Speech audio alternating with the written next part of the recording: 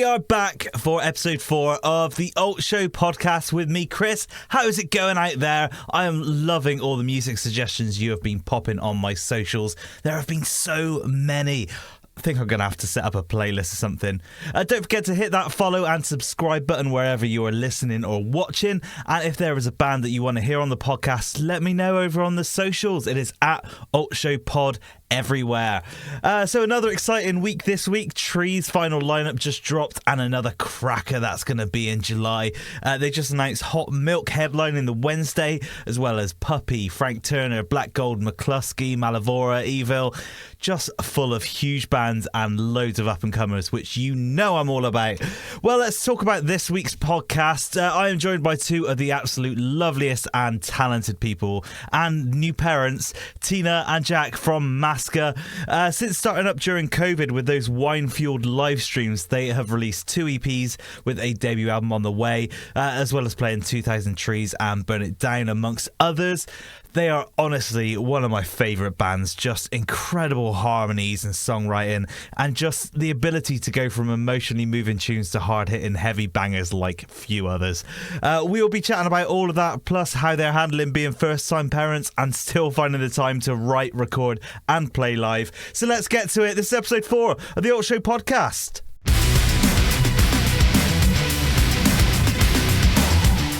I'm joined by the bloody lovely and incredibly talented Maska. Hello, how you doing, Chris? Good. How are you guys? Yes, good, thank you. Got another. Got a third member. We're doing all right. Cass is feeling grumpy. Yeah, filling in for Ben at the moment, but he's not doing a very good job. Oh, well, let's start off. Tell us a little bit about Maska. We are a 3-piece. If you can imagine Casper on the dash, 8 times bigger, plays bass. So yeah, we're a 3-piece. We're from Bristol. We're alternative pop. Heavy pop. Alt pop. Yeah. And we just had a baby, so things are a bit different now. Yeah. We're still going, and we've just written an album. So, just recorded an album. Yeah. And so, yeah, things are in the pipeline. We're just kind of traveling some murky waters at the moment. Yeah. Well, obviously you guys started off with those wine-fueled live streams during lockdown, didn't you?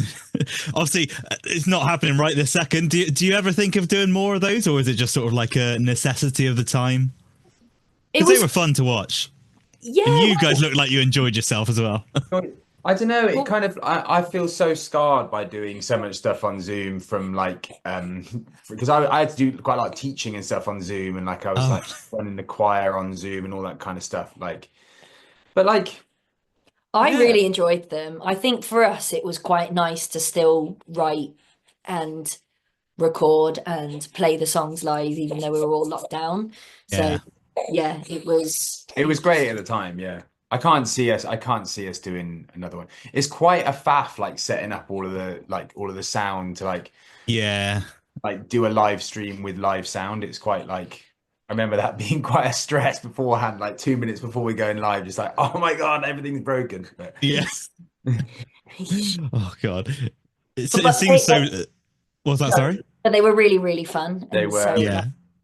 I don't know if there's a market, like there's no one. I think it's sort of it was what you had to do at the time, wasn't it? But yeah. It was good. It seems so long ago. Yeah, people wanted to listen, and we do it. I think people just like going out again now that they can.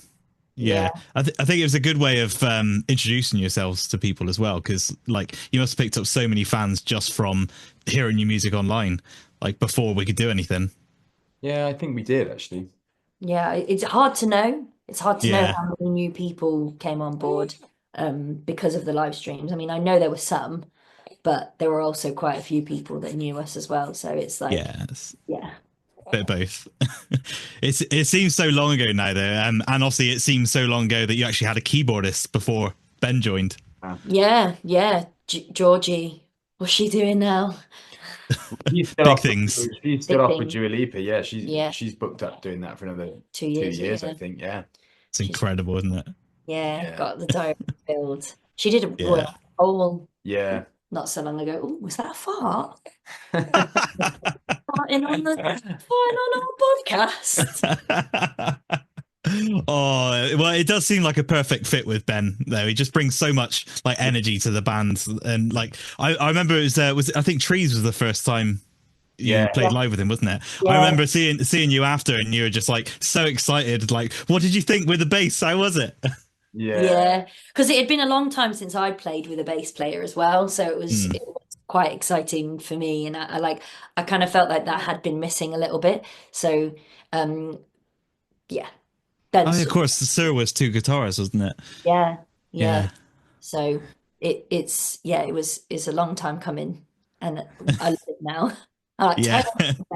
We had the album back actually, and Ben's like, yeah, I think the bass is too much in some parts, and we've just been like up and up and up. He's like, I think it needs more guitars. That's strange. Like usually a bassist is just like, oh no, I want to hear more bass. Exactly. You always want more of you, don't you? Yeah. He is, yeah. Fair enough. For anyone not aware, and it's pretty obvious at this point, you guys are married, so you've obviously known each other for a long time.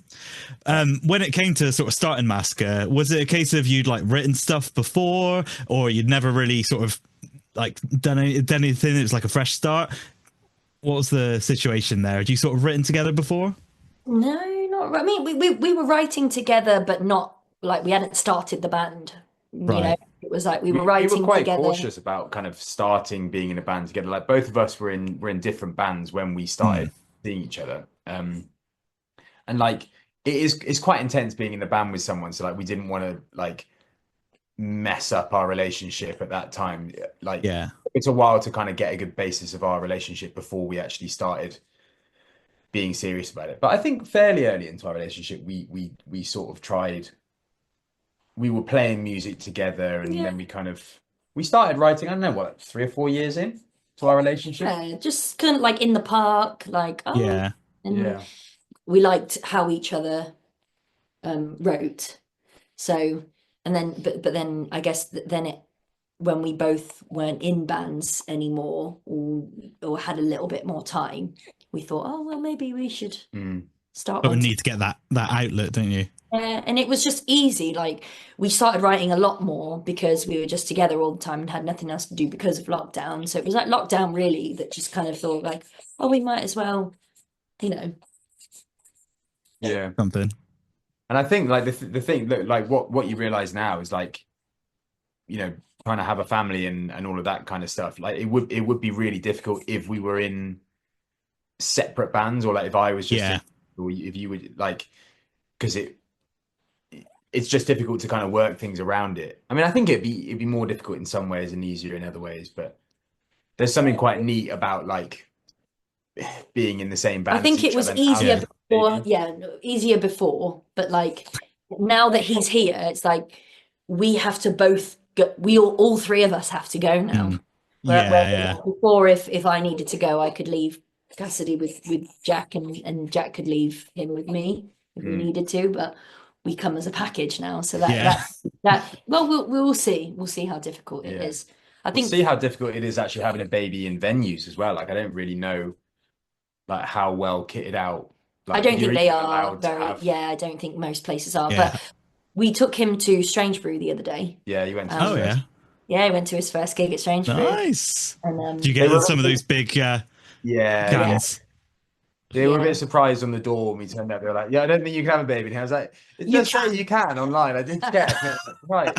Okay, you can go then. Like he's not going to drink, honestly. No. They have to check your ID when you're getting drinks. Just like two drinks. There's 3 of you.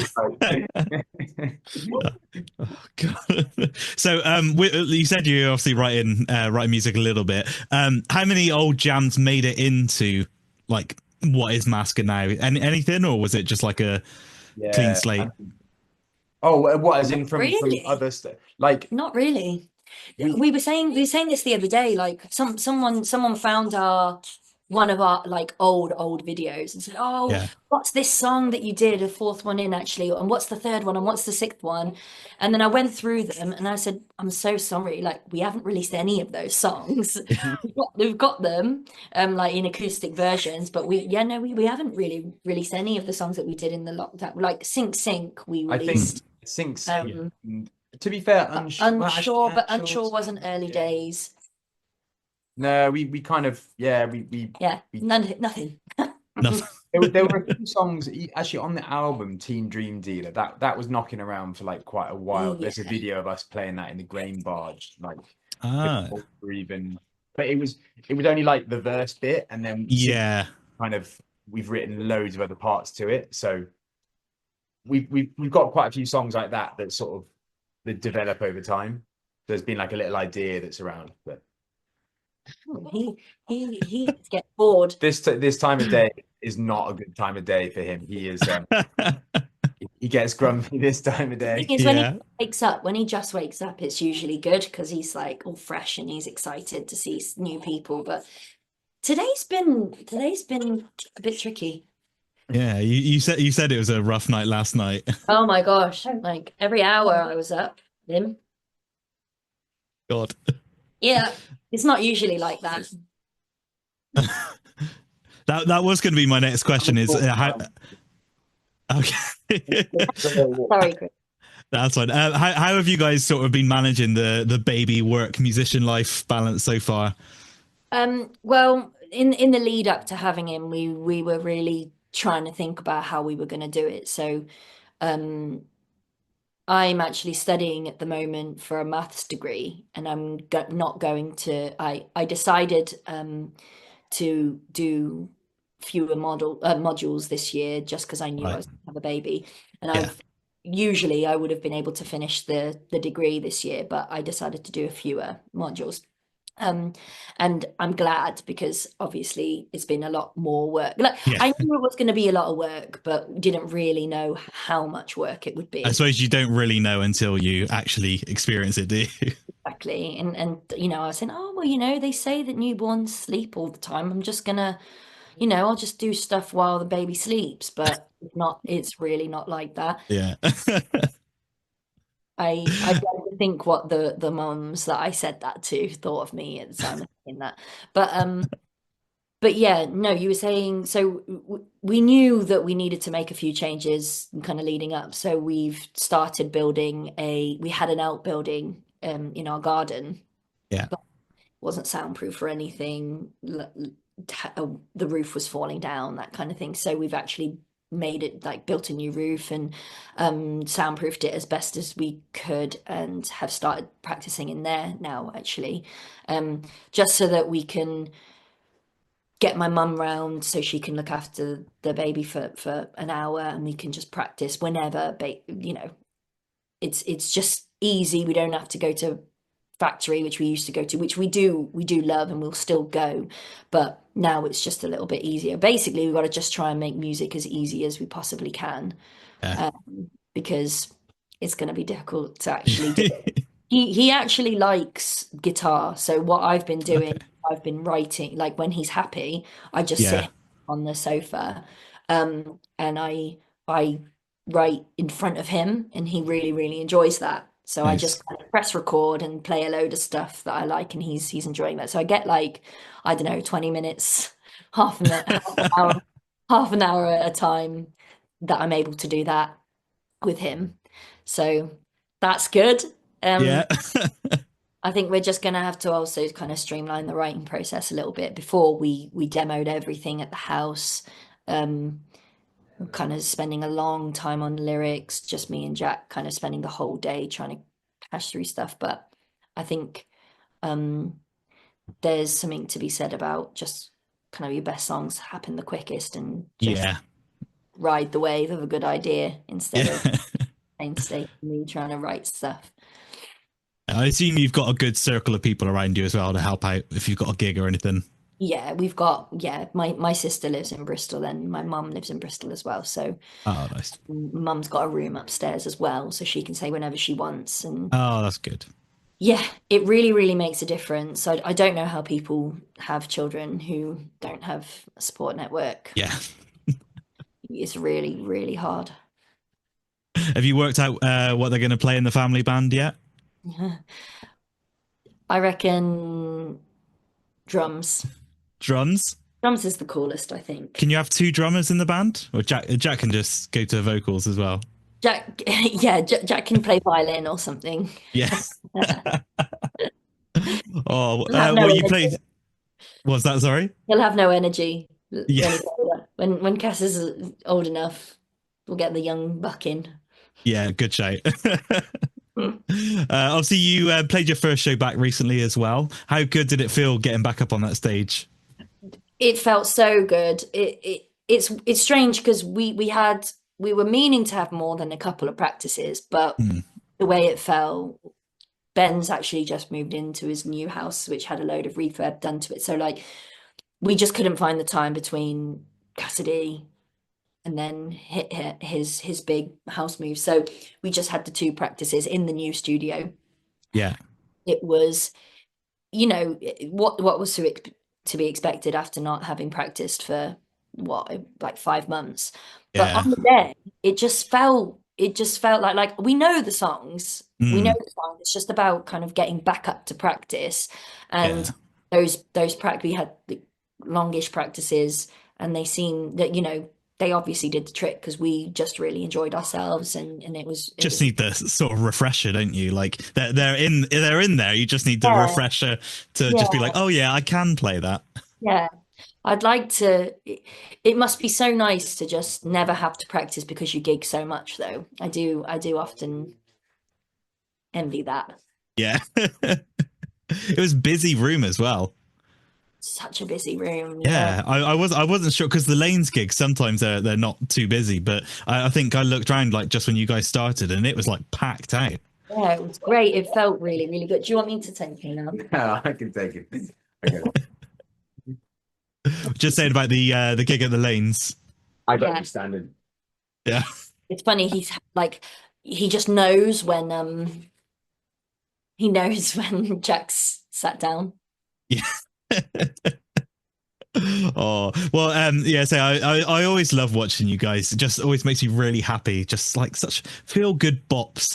I suppose like when you're like your first gig in however long, 10 months or something like that, must have been nice seeing people dancing about. That must have got rid of the nerves straight away.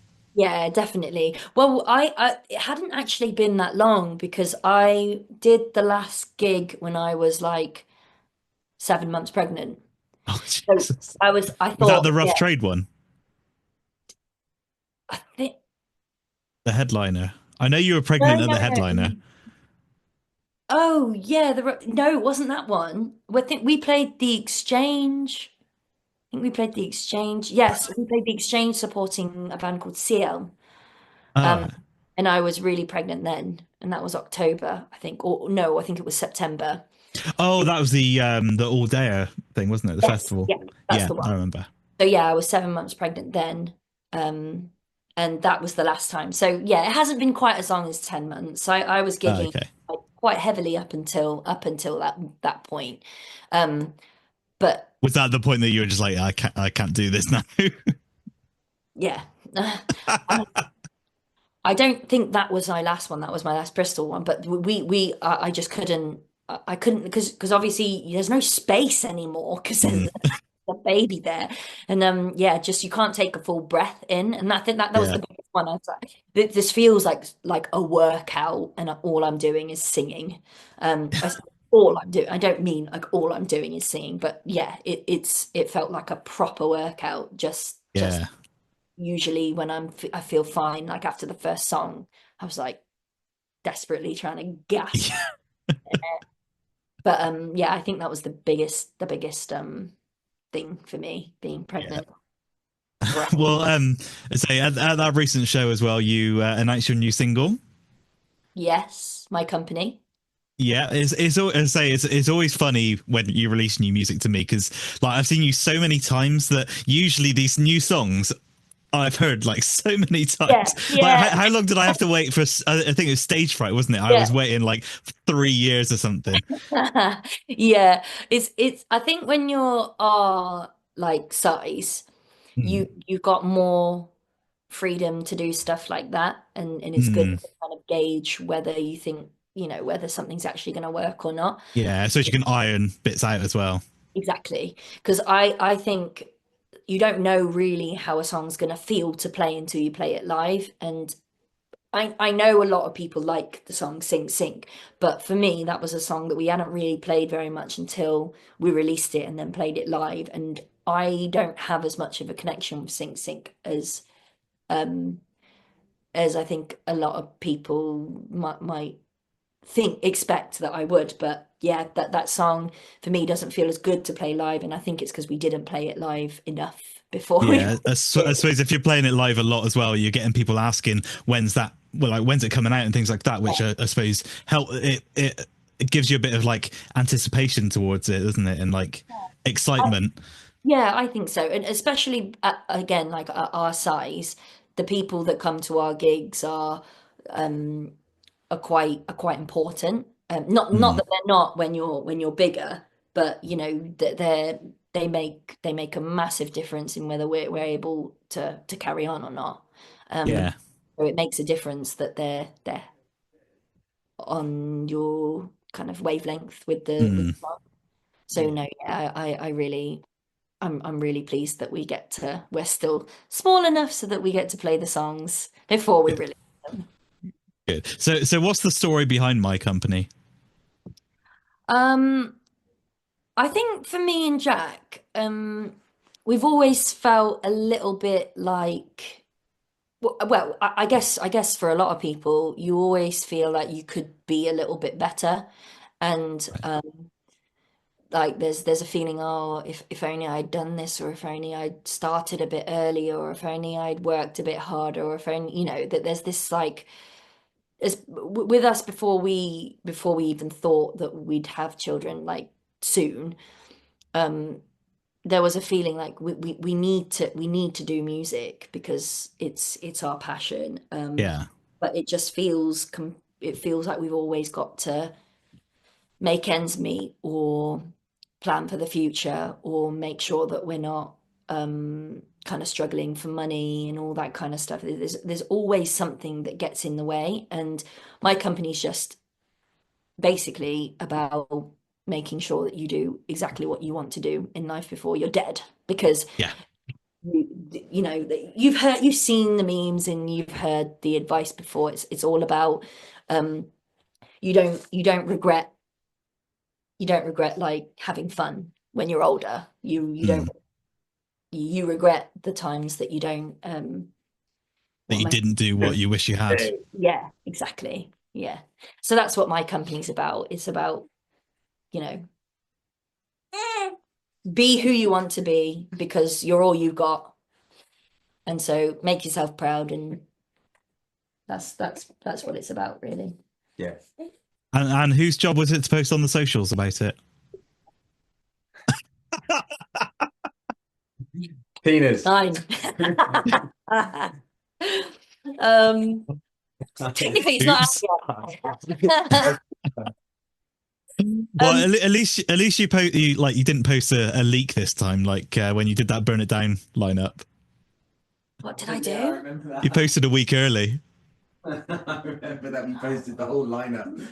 Oh my god! It's like, do you know what? Promote a message that's like, taking that down, please. Do you know? No, wasn't it you that said it's not out? Yeah. And I was like, oh. I was like, who's done this? Like, because I think they said there's a post at 10 or something, which is when they said that the lineup is next week, and then I think you just last minute were just like, oh shit, I better post, and posted the lineup. Do you know, that's very like me? Like, it's so classic that I'm really, really quite scatty, as well as quite like got loads of plates spinning. I think like you imagine what I'm like. It's like you're a scatty girl. Like 95% with it, and then 5% is absolute chaos. Like my whole life is like 5% shit is hitting the fan, and then like nailing it. And now you've got a baby in the equation as well, just to Yeah. throw your brain out even more. So we released my company and have done a post about it, but music videos on the way, and so I just kind of felt that I'm going to make a big song and dance about it when the video, because there's no, like, again, we're at that. That's your excuse. We're at the level where these things, it's okay. Yeah, and the people that were at the gig knew it's coming, and people have been listening to it and sharing it. So yeah, exactly, and that's without us talking about it. You said there's a music video coming as well. Yes, so we shot the music video when I was pregnant. So it's hilarious. Okay, I assume that's that's something to do with the video as well, is it? Just being pregnant. Yeah. Yeah. Well, not really, actually. It's just me pregnant, and okay. I mean, me pregnant is a funny sight, I think. So, yeah, it's just a hilarious video. That's good, because you think in like 5-10 years or something, Cassidy can watch that video just like, there I am. Yeah, exactly. What kicking, and it was literally a couple of days before I had him. So. Oh really? Yeah. Good job you didn't need any reshoots. Yeah, me and Jack was thinking like, this needs to be done, otherwise I'm not going to be pregnant anymore. Yeah. Cold. He came 2 days later. Maybe it's from all the video. He's just like, right, I'm done. I'm out. None of this spinning round anymore. Oh, your music videos are always so good though.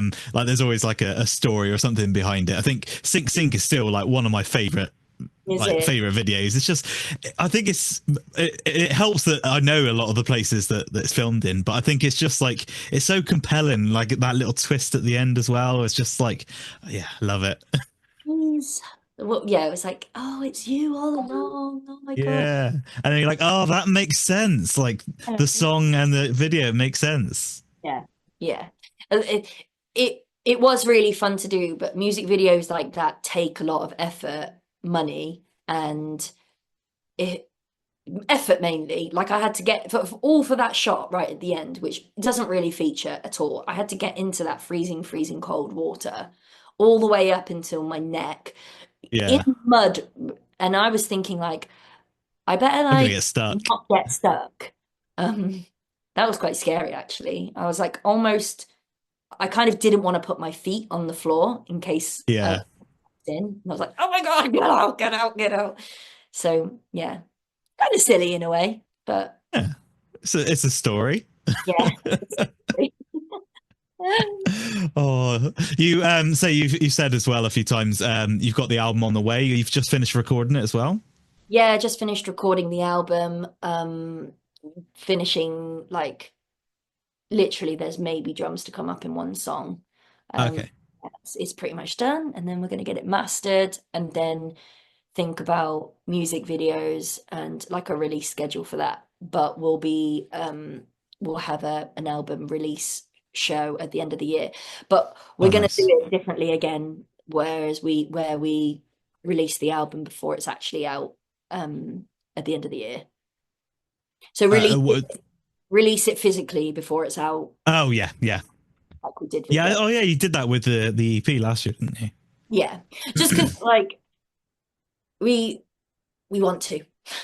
Yeah, I quite like that. I'm still listening, by the way. I'm just sort of I quite like that way of releasing it, because it means that, like, for people that actually want to get a vinyl, like kind of get an exclusive almost. But I suppose when you like with other bands, if you like pre-order a vinyl or something, usually it will come like a day before or something anyway, and that's always exciting because you're like, I'm hearing it before everyone else. Yeah, exactly. So we kind of want to sort of extend that a little bit, because the pressure on a small band like us, the pressure is always to be like, you got to drip feed out the song, so you really make the most, because it costs a lot of money to record and mix and everything. So you really want to make sure that you're hitting as many people as you can with each track. But it's a bit annoying to, if you're already invested in a band, it's a bit annoying to have to wait for every single. So that's a good idea.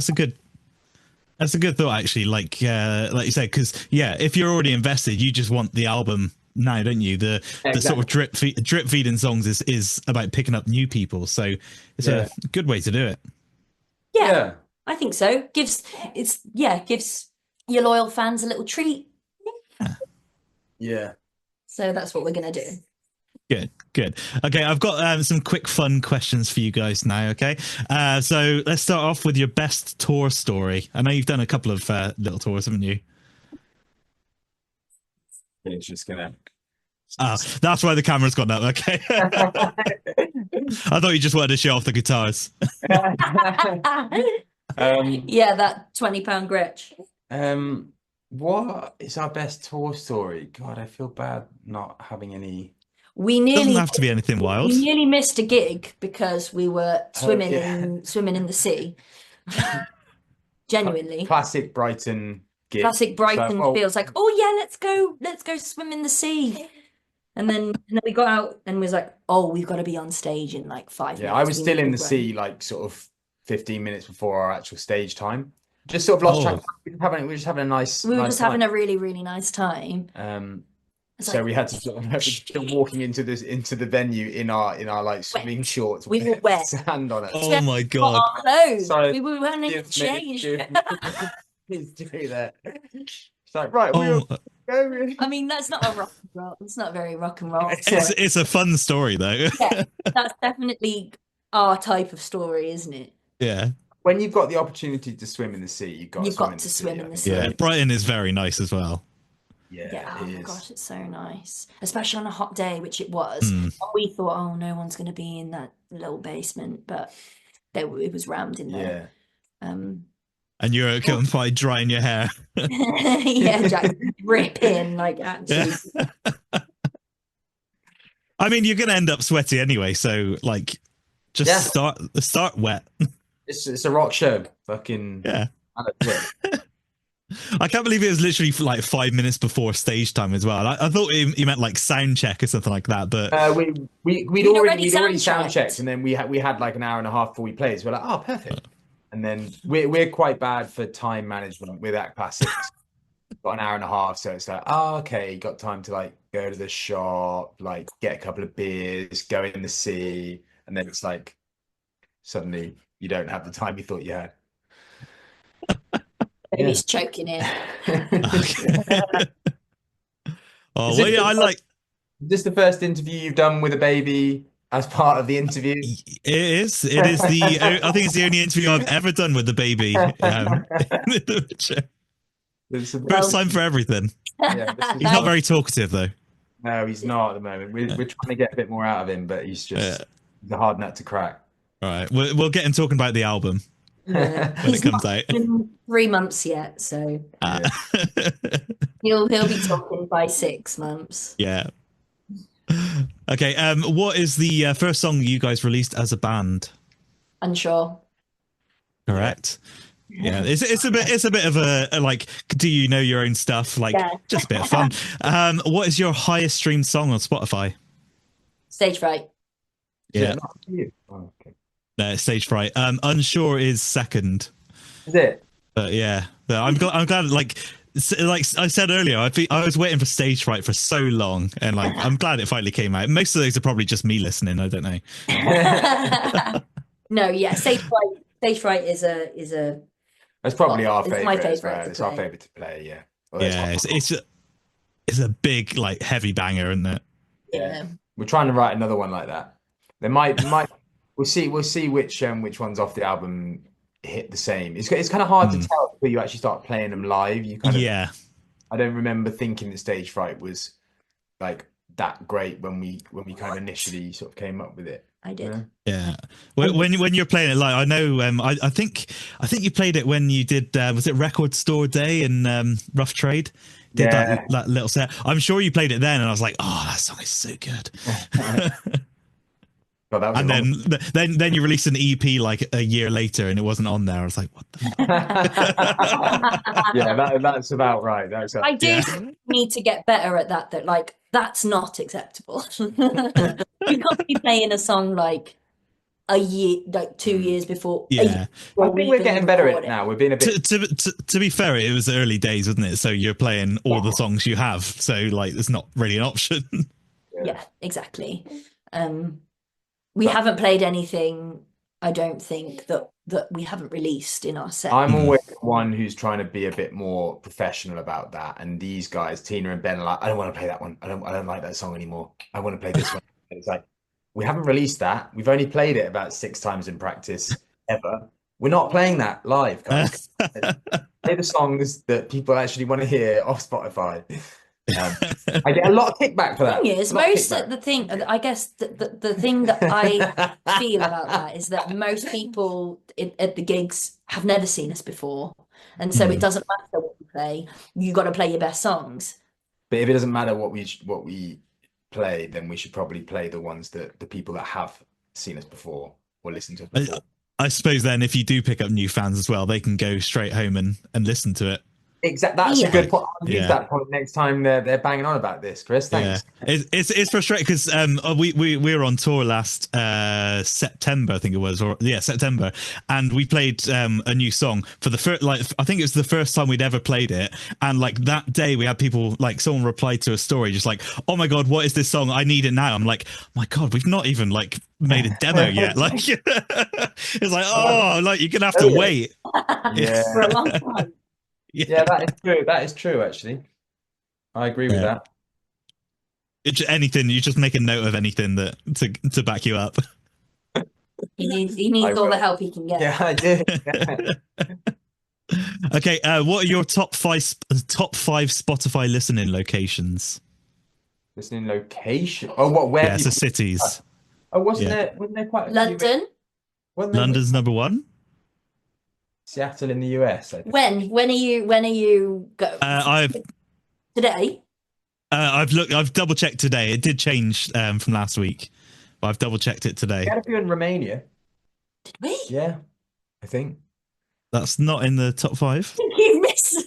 You made that up. Basically, I don't know. London, Bristol. Yeah, Bristol's 3. Number 3. What's number 2? Western Is it like Superman. somewhere in America? No. There were quite a few in Seattle. Oh dear. Europe? No. The world? And America combined.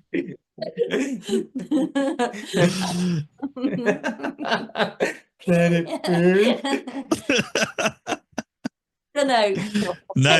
So you got number 1 is London. Number 2 is Sydney.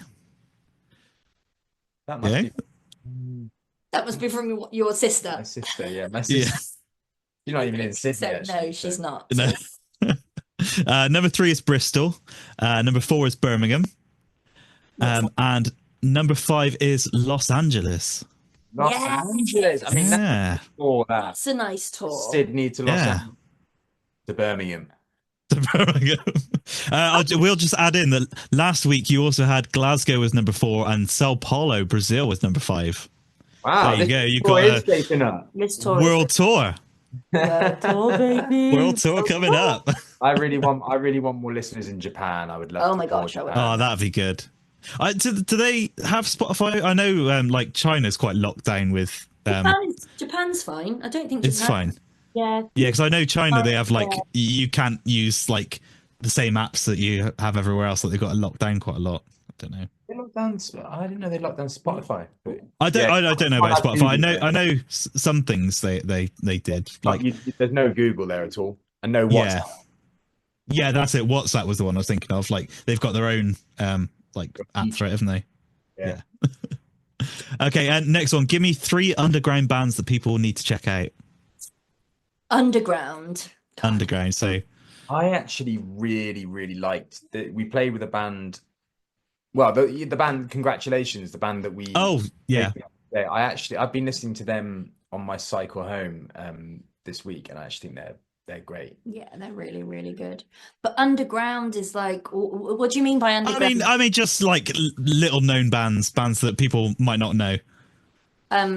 I've got a bit of an obsession with Sire Grey at the moment. Oh yeah. Shout out to Jim for for show. Yeah, he was like, "I've got you something you like." I was like, "Oh my god, I'm obsessed." Saya Gray. I only like about half their stuff, to be honest. I don't think she's like. I think she's really big now. Yeah. But so not really underground. I mean, Buke and Gase. Really, Buke and Gase, still Buke and Gase. Yeah, for me. I feel like they still count as underground. Yeah. But they're it's just sort of like it's quite a nice way to like get an idea of like the smaller bands that like not everyone knows, sort of thing. Yeah. Okay, so smaller bands. My favorite is still Tiger Cub, but they're kind of not really underground now. I feel like they're quite big. I think they sold like Fleece last year, didn't they? Yeah. We went along. Oh, actually, we supported them. We went along. Yeah, we played it. Yeah, we popped along. We went for a swim in the sea, and then we quickly ran on stage. Yeah, so I mean, our besties, Peach and Sans Freud. I think everyone needs to go and see. Are they? Yeah, they're called Sans Freud now, aren't they? Sans Freud, yes. Sans Froid, no. Should be. I feel like I'm really missing some. Oh, guaranteed. Yeah. Like, there's always going to be someone that you've missed and you regret it after. Tricky to think on the spot, actually, isn't it? It's always tricky to think on. She should have messaged us before, and then we went. It's all right. We've got like 4 or 5 there, so we've got some good ones to check out. Yeah. All right, and the next one. How many annoyingly large costumes do you have from your music videos taking up space in your home? That's such a good question. We've got loads. We've got loads. We've got a bear. I was going to say, have you still got the bear costume? We sold the helmet mask, the helmet thing.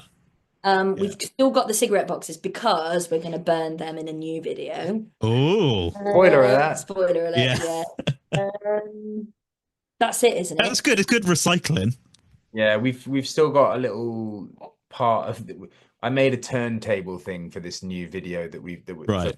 company. But I managed to bring myself to throw it out. I'm trying not to be too cluttered anymore. So Yeah, I think when they're big and taking up a lot of space as well. Like I saw that bear costume, like that's not like a bottom of the cupboard thing. No, it's like in the middle of the room in a massive box thing. Where that is, I think that's upstairs. The picture for that bear costume looked so good. Honestly, it looked really, like a bear. Yeah, really good. Quite expensive. So I thought there's a chance that this could be good.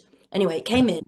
It was that, and so from China. So I kind of should have known, and it took ages. Yeah, it took ages to get here, and then I was in an argument with them trying to send it back, saying it looks nothing like the photo. Thank God we ordered it on PayPal. Yeah. So I was able to send it back. But then about 4 months later, so I sent it back, it turned up at our house again. And we had got a refund, so it was a free bears. Win-win. Customs are obviously just so confused by this bear costume. Send back through, like, who is sending these bear costumes? Oh God, do you think you're going to use it, or are you still trying to get rid of it? I think we got to find. Or are you trying to find a reason for it? Yeah, I think like we might as well. It's a bear costume that's quite funny. So yeah, why not? But was there actually a plan with the bear costume, or was it just like a hey, that'd be a good idea? That was a for Team Dream Dealer, wasn't it? It's really really sad that because we had a really good idea for Team Dream Dealer.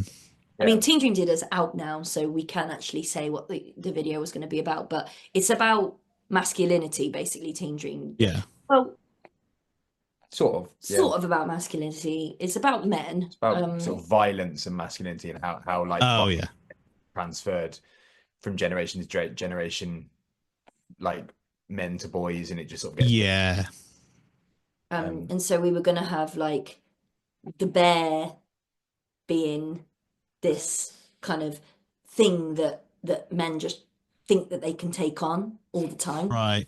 Yeah. We were sort of just getting you like we were going to do it with Lee from Idols because he does a lot of music videos, and so he was sort of he'd got quite a good plan with it. Like, you'd be in the supermarket and you'd just be doing your shopping, and then you'd be like looking at your tin of beans, just sort of like practicing like using it as a weapon and stuff all the time. Like everything becomes violent all the time and that kind of thing. Yeah. And then the bear's just there in the background, and then eventually you have to fight the bear at the end. But it didn't work. No. The bear the bear costume set us back quite a lot, and then it just got pushed back and pushed back and pushed back, and then we couldn't actually find a decent bear costume. It's really difficult to find. I can imagine. There's quite good werewolf costumes out, but it doesn't work with a werewolf. No. It needs to be a bear. Yeah. No one's ever like, yeah, I could fight a werewolf. No. Yeah, it's a bear. Yeah. It's a bear. So what else have you guys got lined up for the next few months? Obviously albums on the way. Have you got any festivals or shows lined up or anything? Or are you taking it a bit slow for now? We're taking a little bit slow, but we've got a few shows that we're not announcing yet. But yeah, we've got a couple of shows in there on the way that hopefully we'll be able to announce soon. And yeah. But basically we want to try and get ahead a little bit with videos and prep and stuff, because obviously we've got the album ready, but I think we need to like actually get the release plan kind of sorted and probably on album 2 over the summer. And then I think we'll probably be looking to release a first single kind of September, maybe August. Before that, yeah. That again, end like, of summer kind of we're people saying, oh, you shouldn't release stuff over summer, but we're at that stage. System, man. Yeah, we're gonna do what we want. To be fair, I think it's fine. Like, I think the only times you don't really want to release is like December, like because no one's really listening to music in December. But other than that, I think fine. And even December, people release stuff like in there, and it does fine. Yeah, and like you spend all your time as a musician like having all these rules like, oh yeah, you shouldn't do this. It's like we still following all these rules, and it's not like we're a massive band now, like on radio, on like headlining festivals. So it's like. We're gonna do what we want. Yeah, we just put it out whenever, basically. Yeah, exactly. Well, before we go, where can people check you out? Instagram, Spotify, Apple Music. I'm going to put us on Bandcamp. We started trying to do a bit of TikToking, but I just. I mean, we are on TikTok, but we're not very good at it. It's so hard, and it feels like you have to be on there now, but it's just like it's such a chore. It's such a chore. It is. Social media is a chore. I know you have to do it now, but we're not very good at it. I still kind of I kind of feel like it's a bit of a scam. Like I just feel like there's so many people putting so much time and effort into producing content, and essentially you just get selected for by the algorithm based on whether you're like able to sell shit, like as intentions that they can sell you other stuff. So it's like we're all just working for advertisers now, but no one's getting paid for it, and it's just like I don't know. There's just something. But that's why social media is good for you, because you're literally the advertiser is you, because it's your product. Yeah, but it's free. The chance to even like get boosted by the algorithm. You can just put the time in, and then the algorithm's like, whatever. It's just like you're fighting with the algorithm, aren't you? Like you do everything that you're sort of ticking all the boxes, and then it might do well, or it might just completely fall flat. Like happy to put some work in, but I don't want to just put work in for like nothing. Like we're trying to be a bit more organic with like we're focusing a bit more on our mailing list. We don't actually send out many emails, but we're trying to really, we have a little clipboard at the gig. We get people to sign up for mailing lists, because that kind of thing is actually real, and then it's people that have been to see you. They know. Yeah. They put their email address down. Yeah, you can directly. Like I get all of Tiger Cub's mail outs and stuff. Through there, because it's like. I like that band. I actually like that band. I've been invested in that band, and I don't see half of their posts on Instagram, but when they put something, I know about it, and it's like it's direct. I've seen a lot of bands doing like trying to push mail lists more, because with the algorithm, you could post something and it shows it to like 40 of your like 1,000 followers sort of thing, whereas you email them and everyone gets the email.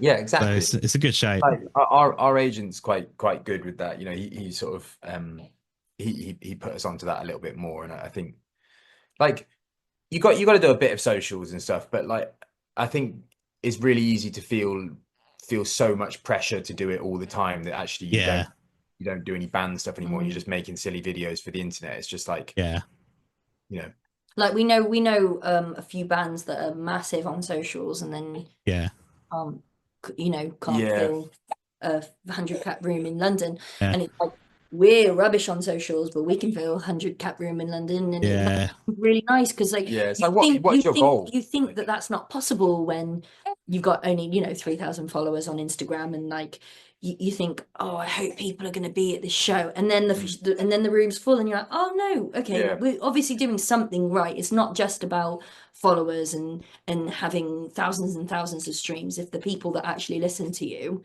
come to a show and buy merch, we make so much money on merch. And you think like, well, probably not compared to a lot of people. We make about our gig fee in merch, which feels kind of good to us. It's like, yeah, definitely. I think at the end of the day, it's like that's doubling, though. Do you know what I mean? That's doubling. That's what we're it's earning. a huge input, isn't it? Money off social media as a small band. Like if you're an influencer, maybe you are, but like find me a small band that are like making social media work for them, like in actual monetary terms, like how helping them to fund their next record. It's like, and like we're not getting paid to do music, really. We're not like making loads of money off it. So it's like, why do we want to spend our time doing stuff that we hate to do? Like if we've got a little funny video like idea or something to post, if we've got it, we'll post it. Interesting, but I'm not going to spend my life like doing it for doing something I hate and not getting paid for it. It's like, what's the point? Like being in the band, I don't want to sort of be like, oh my god, like. I'm not very good at it. It's like we'll cut that now. That can be your next TikTok post. With Masca. Hey. Oh, amazing. Well, it's been lovely to speak to you guys, as it always is. Thanks so much for your time. I'll let you get back to the grumpy one. But yeah, I'll let you get back to parenting. And cheers, guys. I'll catch you later.